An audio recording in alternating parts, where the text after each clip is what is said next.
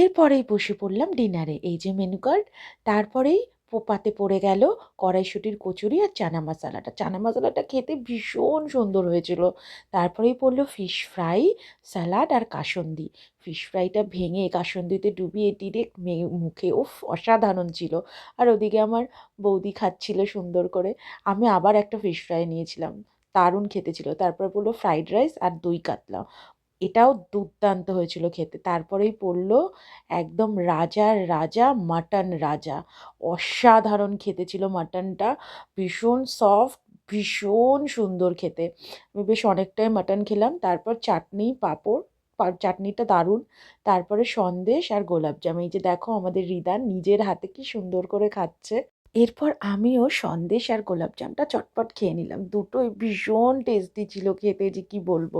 Solid খেলাম। এরপর ice cream খেয়ে দিয়ে বাড়ি চলে এলাম।